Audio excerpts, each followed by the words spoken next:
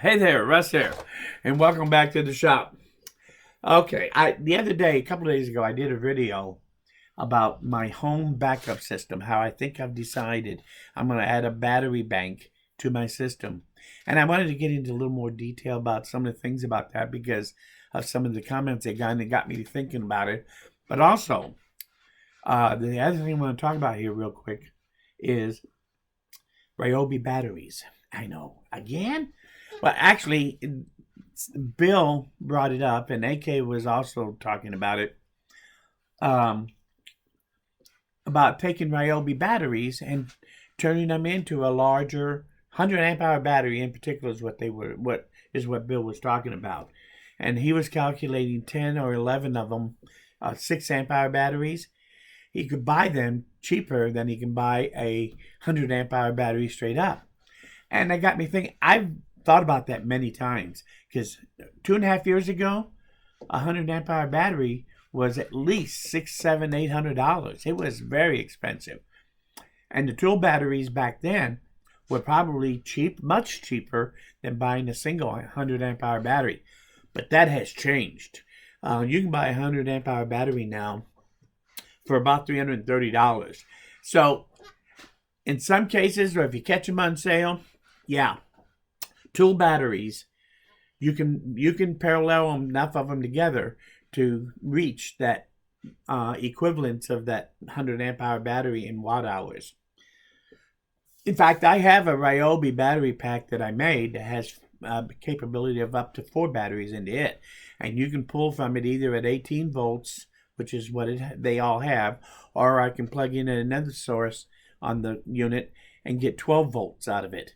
And it plugs into a little inverter that will give me 200 watts of AC power.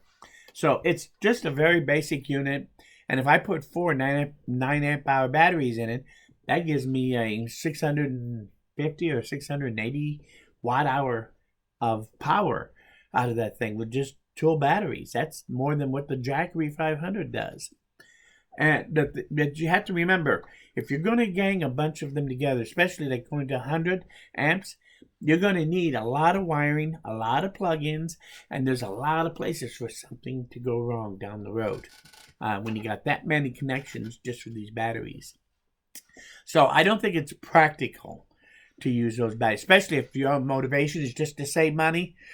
I don't think you're even close to being able to do that when you add in the aggravation of it. If you have to troubleshoot because something is wrong, troubleshooting 12 batteries instead of one, connectors instead of just one, is quite a complexity upgrade. So anyway, we talked about it, and yeah, I could do it. In fact, like I said, I have done it with a 4-pack. I can put 4 batteries together in parallel and use it.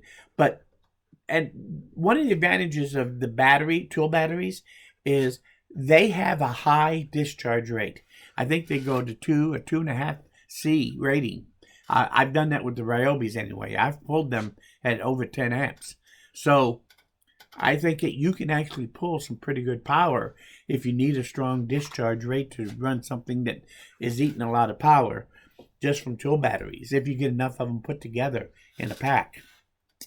But it's not the most practical way of doing it.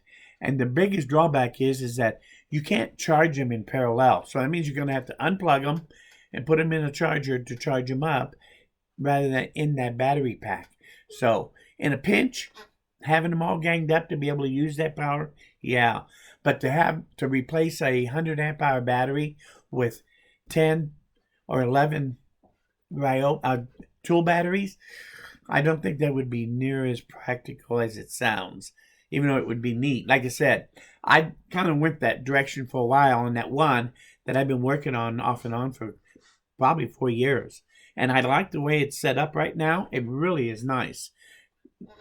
So, but you still have to charge those batteries individually in a battery charger. And I still, at this point, would charge those batteries strictly from Ryobi factory chargers. I've used my own charging, just a meter that I control the voltage, and you can do it that way, but I don't think you get as good or as maintenance free of being able to do it and it comes out right every time as you can when you just use their chargers. But it's going to take time to recharge those batteries. Charging a 6 amp hour or 5 amp hour battery is going to take you 2.5 hours, because those things don't charge any higher than like 2.5 amps is what the factory charger charges at. And a 9 amp hour battery, you can take over 4 hours easily for going from dead to fully charged again on a 9 amp hour. So it's going to take you a while to charge those things back up. Whereas a 100 amp hour battery, you can charge that up at a good 1C rate without any problem if you need to in a pinch. And even probably 1.5 if you had to. Does that shorten the life? Yeah, it can. Will it be noticeable difference? It depends how many times you do it. But with the batteries, tool batteries, the manufacturers of those batteries know the environment those things are designed to work in. They're designed to give you a high output to run things like drills and weed whackers and whatever else you want to tie that into that they make. You need a good discharge rate to be able to maintain and run those pieces of equipment. But when it comes to charging them, you're still going to take time to have to charge them up, because they're designed to take it slow and recharging it. That way that battery will last longer than if you do a high rate of discharge and a high rate of charge. And that's why they have it that way. And as far as I'm concerned, I can live within those parameters for what I want to do with the Ryobi batteries for different things that I do. But you have to understand, but you're not going to replace a 100 amp hour battery with 10 of those and expect it to be as efficient overall as you can from the 100 amp hour battery. So does it work? Yeah. Would I do it? Fun. Or if I just had so many Ryobi batteries and the power goes out, it's nice to have that additional power rather than having another jackery sitting around collecting dust till the power goes off. I've been using those batteries, and now I just put them into that battery pack that cost me not very much at all to make, because the batteries is the biggest cost of any battery pack that you buy out there is the batteries themselves. So I think the theory of having batteries that you can plug in and out and using one type of battery as your battery source, there is some potential to doing that for some of the battery packs that are out there. I'd love to make one that you can rotate the batteries in and be able to charge them up at a super high rate while you're using the others. Or if you have 3 batteries in a battery pack, and you can take one out and you can still use the battery pack and use that battery at another location doing something else with it alone, so that you can split them apart and use them in multiple locations if you want, or have them all together and use a battery pack for a long time before you have to recharge it. And again, you can maintain by charging them in one place and putting them back in. So you can do that with any battery, but I don't think the tool battery is the best choice for that idea even. I would look for probably a good 12-volt battery that you can buy. And right now they're not priced at well enough to be able to practically use those. But a good 12 amp hour, or maybe even a 20 amp hour, probably a 20 amp would be a good size. And you could put several of those together in series and in parallel to get all sorts of battery values, volts out of it without any problem. And I think you get a much cleaner and better charge and discharge out of them than you would out of tool batteries trying to use those. Tool batteries, when you take them out of their normal environment, sometimes for all the time, and you're not using it just for tools and charging them up, they'll probably mess up a little sooner. Those BMSs in there are really pretty constrictive about how you can use that battery, and it's easy for them to get out of balance with each other on batteries when you're using them a lot. So I don't think they're a practical source for that, but it's possible to do it in a pinch. So anyway, I thought it was interesting about those batteries, and I really had to say something. The other thing I wanted to mention real quick, since I'm rambling, is I go back to what I talked about in my last video about doing a home backup system. And my thought is that if you want to do something like this for yourself, you have to think about how much you're going to need. Well, everything I'm doing is based on, and I hadn't really said this before, is based on how much power I use in a daily use in my house. And I can tell you now that I'm using right at 25 kilowatts a day. It's the average, according to the power bill. what they say. And I assume it's pretty accurate. So if I'm using 25 kilowatts, that means that I have to produce, if I'm not online, if I'm off grid because the power's down, I have to be able to produce that 25 kilowatts ahead of time, ready to use as I use that 25 kilowatts through the house. And I have to be able to replenish that 25 kilowatts every day. So my thought is that if I get a battery that will go at least, battery bank that will go at least 12 hours and run that house, I would need 12 and a half kilowatts. So that's why I say that I want to buy 3 48-volt batteries and parallel them together to give me right at 15 kilowatts of power, a little over. That puts me over my 12-hour period of running. I can run off that battery pack then for 12 hours. Power goes down, it's going to be off for 3 or 4 hours. I can just flip the switch, and then when it comes back on, I can flip it back and then charge that battery up slowly from the battery charger that's hooked up to the grid. But if the power goes down, and it's down for a long period, more than 12 hours, now I'm going to have to involve the generator. And that's what I like about using that generator. I have to create 25 kilowatts in a day. But obviously, I can only put in to that battery 15 kilowatts most at any given time. That means I'm going to run that generator off and on, let's say twice a day. If I have 12 kilowatts there, I run it for 12 hours. I have a little bit left. I hook up the generator and directly charge through a battery charger from the generator directly into the battery and charge it back up for an hour and a half. And that'll pull it back up. So in a day's period, well, let's say 2 hours. If I'm charging that thing up for, I think 4 hours a day is what I figure to give me 28 kilowatts, because that puts out 7 kilowatts, that generator. So 4 hours a day would give me enough run time.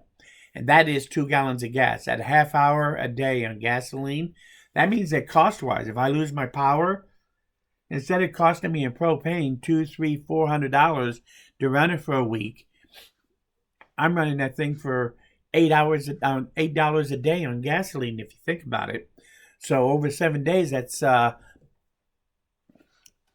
$57. So for $60 for a week, that's still only $240 in a month that it's costing me to run and generate the electric power that I usually buy from the on the grid. So that means that I'm not going to cost me a huge amount of money. You hear about these guys that run the generator off of propane, and they use $500 worth of propane in a month. And you go, oh, I would not be a very good situation. So I do have a very economical way of charging it back up, maintaining it between a reasonable size battery bank and the right size generator. I can now maintain that. In order to charge that battery up from the generator, all I need, besides the 240 volt generator, which 7,000 watt one is, I think anything above 3,500 watts is got a 240 volt plug-in, and usually it's it's only going to be about a 20 amp on a 3,000 watt one. It's a 30 amp on the 7,000 watt. So if I'm putting in that amount of juice directly through the EG4 charger, it's the one I'm talking about using, the 48 volt one, and then a generator would be giving the power to the charger, and it's pushing the power directly into the battery while the battery is still charging the house. So I should be able to charge that up faster than I'm using it, and just by running that generator twice a day, which I think my neighbors would appreciate if I'm only running it twice a day for 2 hours at a time. I know I would. I think that that's a good system to have for an emergency backup system. And when I take my generator, right now, at 2 gallons a day, I carry 15 gallons of gasoline. That would be a week's worth of gasoline. But what I want to do is hook that up to my natural gas also. Will that cost more? Yeah, probably, but I really don't know how much more natural gas to run than it does off the gasoline until I've run it for a while. So I do want to hook it up. I want to try it and see how it works, because I don't care really, even if it costs me more, especially if it's only going to be off for a few days, because it's perpetual. I don't have to keep filling the thing up or having it accidentally running out of gas in the middle of using it. So it can maintain and run. I can run it for 10 hours straight nonstop without having to do anything other than let it run. So I do like the idea of being hooked up to natural gas and using that as my main source of fuel for the generator when I need it. So that's the whole plan. It's not very simple. I have no inclination at this moment to add solar to my system. I really don't need it for a simple backup system like this. Like I said, I'm not trying to get off grid. All I'm trying to do is maintain when I get kicked off of the grid until the grid comes back. And that's what I'm going to do. I'm also, after talking to Dave, I'm going to use a transfer switch for my panel instead of a regular sub panel like I originally was going to do. I was looking at those. I never looked at the manual transfer switches before to see how they really work even. And after talking to Dave, I realized that's actually going to be a good way of doing this. So the transfer switch will maintain being able the battery to hook up to the house when the house power goes off. And I'll be able to switch it back and forth between the house and the grid when the grid goes on and off in just 1 minute. So that'll make it real easy to transition between off-grid and grid. And the only other thing I have to do is use the generator to keep the battery maintained enough to be able to run the house. So I think it'll make a nice, simple system. Won't cost me a whole lot of money. This whole system would be it'll cost me less than, I predict less than $7,000 in all. And that sounds like, and it is a lot of money, don't get me wrong. But compared to the other alternatives I see out there, like the generator, I think those things are like $6,500 to $7,000 just for those, plus whatever it's going to cost you to have it installed if you have somebody install it. I put my generator in, I ran my own wires, my own power, and that cost me less than $1,000 already. So I have saved a huge amount of money. And by the time I buy a reasonable battery pack and inverter to run the house, I'm still going to be well under the price of what just a good generator would cost you to put in. So anyway, to me, I'm a tightwad, quite honestly. If I can find ways to save money and still be able to do the things that you see all these systems out there, because a lot of these solar companies, they really want to sell you the solar and the battery backup pack. And whew, does that get expensive in a hurry? So I think by using the generator with a battery pack, I can stay with a much cheaper way of the cost to do it. And it still will be easy to maintain the system perpetually without any real major issues. And it's actually a much simpler system than it would be if I had solar, generator, and battery backup. So I don't see any reason to put the solar on yet. So anyway, anybody out there want to discuss it? I'm always open to listening to ideas. And I do think about maybe putting a simple wind generator in to generate just enough electricity to top off and maintain that battery. So I don't even have to plug it into the grid. The only thing I know is that when it goes off grid, it's already been maintained. It hasn't cost me anything to maintain it. So that's what I'm kind of looking at. Anyway, these are my thoughts about it. I wanted to get a little more out there about it. My thoughts on this home backup system. I think I'm off on the right track to get a reasonable one that will work well enough for me and yet won't cost me $20,000 to do. And like I said, I'm going to be less than half of what it would cost me to do it if I went out and hired people to let's just put it all in. Okay, is that what it costs? Let me write you a check. That's scary, and that's really what they really love to get you into. They want to get you into the $20,000, $30,000 system, and I just don't think you have to do that to get by without the power. If I ever go off grid, yeah, I'll probably have to buy some solar panels and do something. But at this point, I don't really see any reason to want to get off grid and stay off it or save the money. I might eventually. I may change my mind, but I don't think so. Anyway, I'm willing to talk about it or talk about ideas. I love to talk about ideas, as you know. And I want to thank those guys that answered me on the last one that gave me the ideas to talk about what I talk about today. So be careful. You leave me a comment, it'll just lead me into another rambling. So thanks for coming by. Hit that like button. It helps me know that I'm doing the right thing. Most importantly, though, please come back again, because I'm nowhere done. And bring your coffee. That way you can be more comfortable as we sit here and ramble. Thanks. And we'll see you guys again very soon.